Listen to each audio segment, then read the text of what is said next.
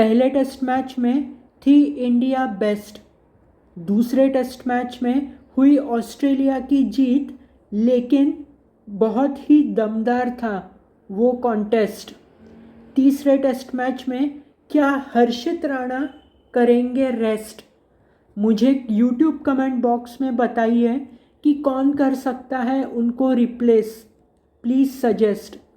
Hello दोस्तों, मेरा नाम है प्रसन्न। स्वागत करता हूँ फिर एक बार आप सबके अपने चहीते यूट्यूब चैनल पर, जिसका नाम है प्रसन्न चैनल।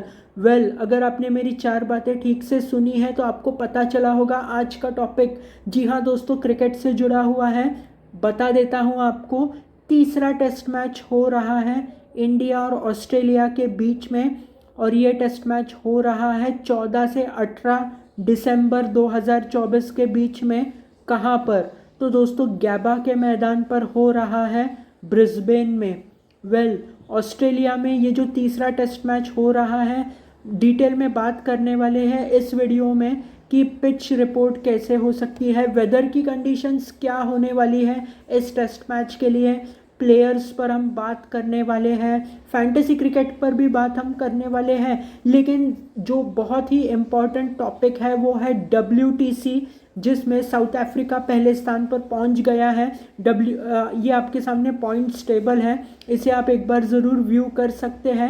इस पर थोड़ा सा हम आगे वीडियो में बात करने वाले हैं, और सबसे पहले मैं WTC ही डिस्कस करूंगा कि कैसे कौन सी टीम क्वालिफाई हो सकती है।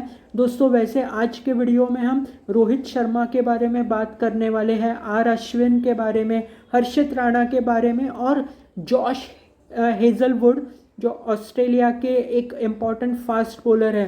क्योंकि आपको पता होगा जॉश हेजलवुड इंजर्ड थे दूसरे टेस्ट मैच में, तो स्कॉट बोलैंड आए थे उनकी जगह पर, तो उस पर भी हम डिटेल में बात करने वाले हैं।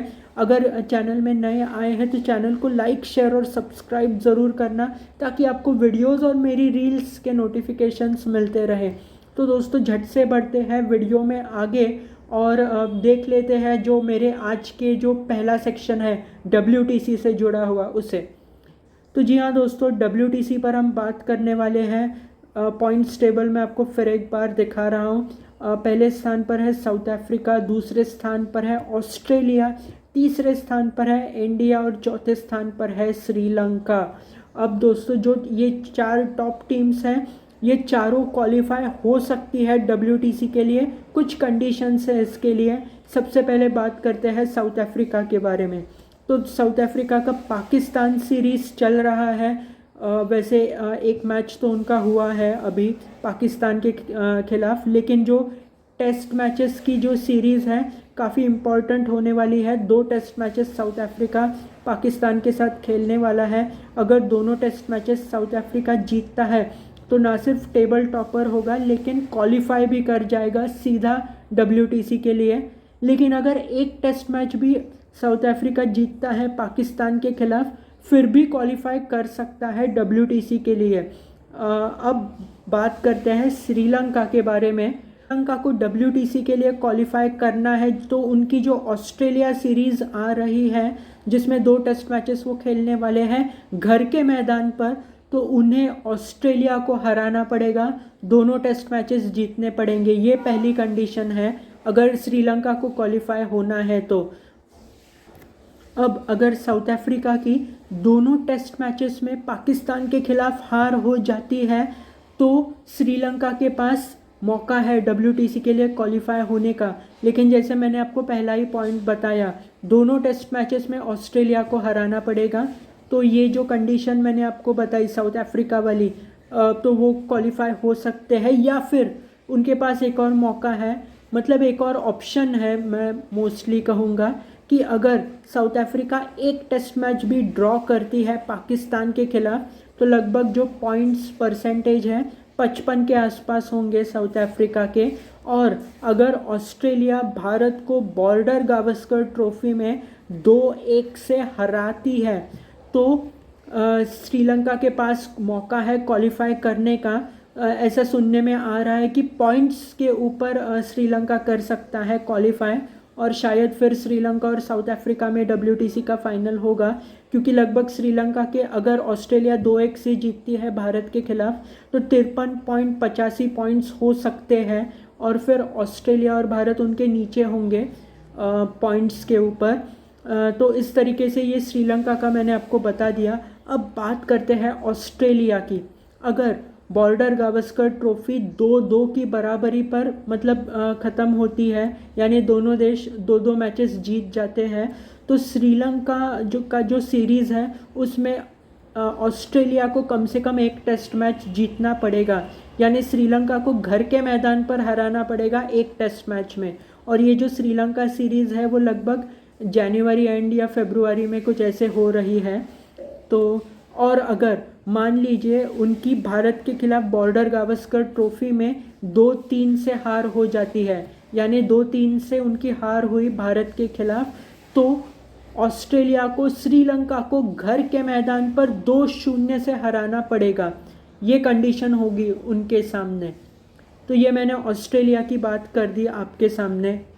एक और बात बताता हूँ, अगर बॉर्डर गावस्कर ट्रॉफी में ऑस्ट्रेलिया और भारत 2-2 की बराबरी होती है, यानी दोनों टीम्स ने 2-2 टेस्ट मैचेस जीत लिए, फाइन, और एक टेस्ट मैच ड्रॉ हो गया मान लो, तो अगर श्रीलंका सीरीज़ में जो ऑस्ट्रेलिया के 2 टेस्ट मैचेस है वो भी अगर ड्रॉ हो जाते हैं, यानी श्रीलंका और ऑस्ट्रेलिया में दोनों टेस्ट मैचेस में ड्रॉ होता है, तो इंडिया क्वालिफाई कर सकता है WTC के लिए। अब मैं आपको बताता हूँ, ये तो एक पॉइंट बता दिया मैंने कि इंडिया कैसे क्वालिफाई हो सकता है। अब मैं इंडिया पर आ रहा हूँ। बॉर्डर गावस्कर ट्रॉफी 4-1 से भारत जीतता है तो WTC के लिए क्वालिफाई हो जाता है। अगर बॉर्डर गावस्कर ट्रॉफी 3-1 से जीतता है और एक टेस्ट मैच ड्रॉ हो जाती है, फिर भी भारत WTC के लिए क्वालिफाई हो जाता है।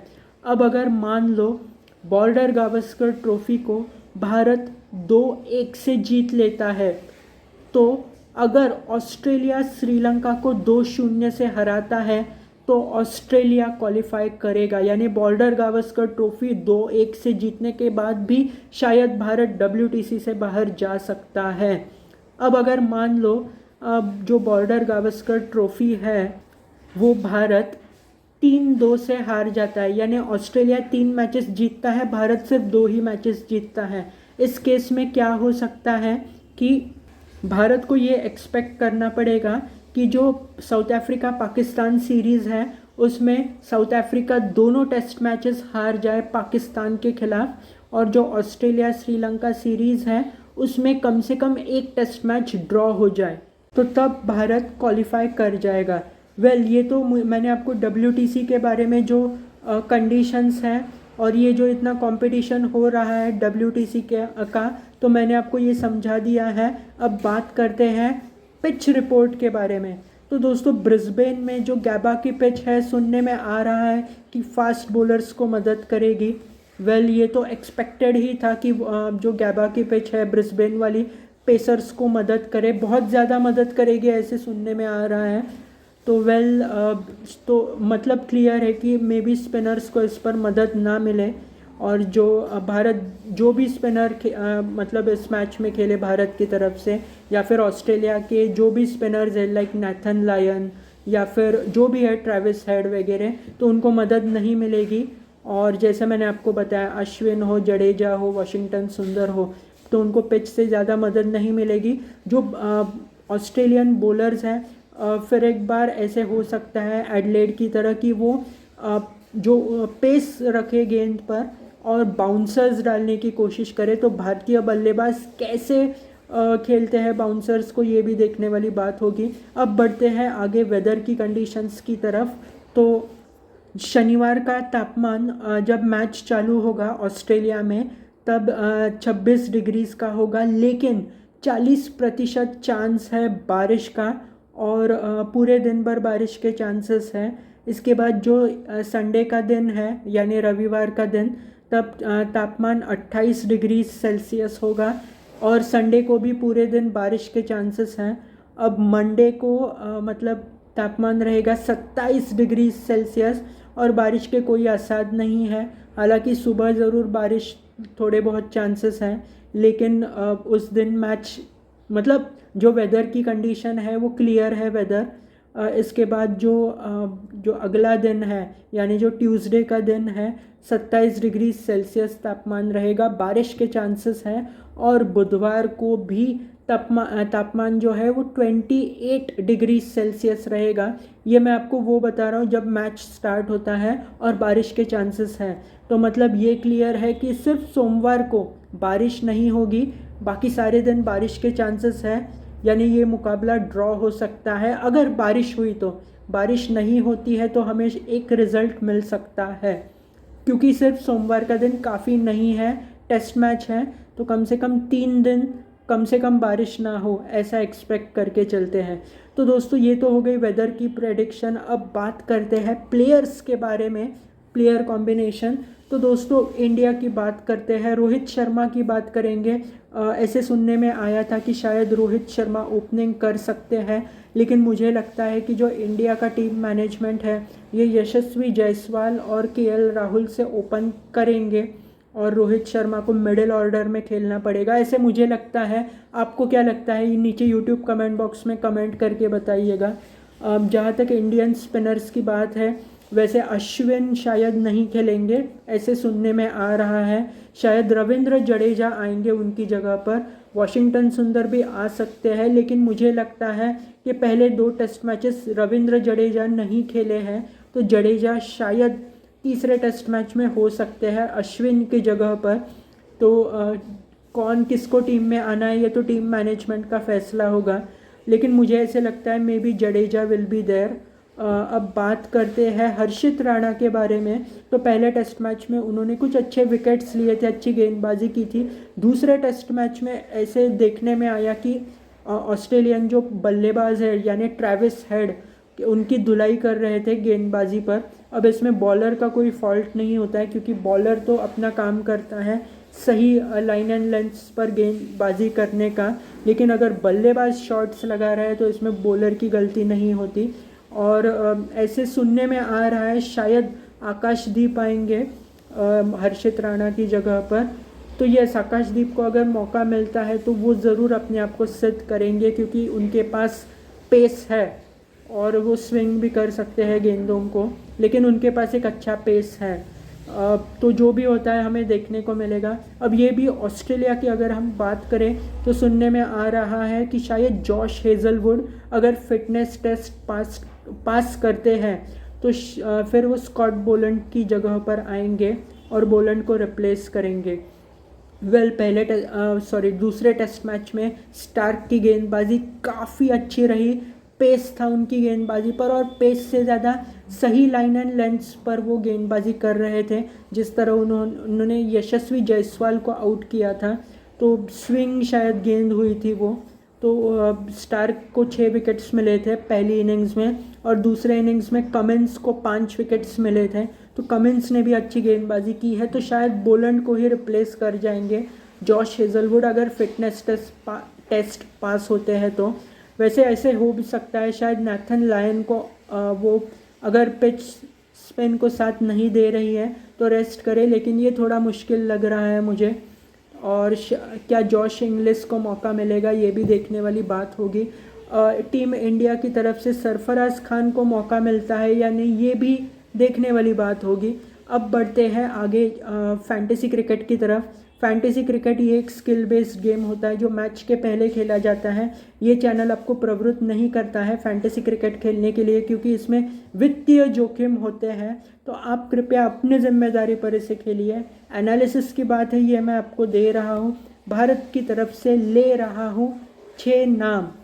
पहला नाम है यशस्वी जायसवाल, दूसरा नाम है शुभमन गिल, इसमें तीसरा नाम है नीतीश रेड्डी, चौथा नाम है विराट कोहली, पांचवा नाम है जसप्रीत बुमराह और छठवां नाम है आकाशदीप।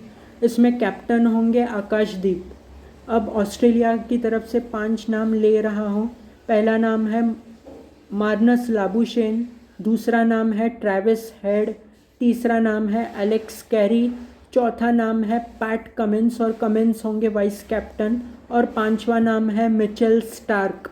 तो ये तो हो गई मेरी फैंटेसी टीम जिसमें मैंने कैप्टन लगाया आकाशदीप को, वाइस कैप्टन लगाया पैट कमिंस को। आप मुझे नीचे यूट्यूब कमेंट बॉक्स में बता सकते हैं आप किसे कैप्टन और वाइस कैप्टन लगाना चाहेंगे और आपकी फैंटेसी टीम क्या हो सकती है। मुझे आपके कमेंट्स का रहेगा इंतज़ार। मिलेंगे अगले वीडियो में, तब तक के लिए इस दोस्त को दीजिए इजाज़त। थैंक्स फॉर वॉचिंग और आशा करता हूँ वीडियो को आपने ज़रूर एंजॉय किया है।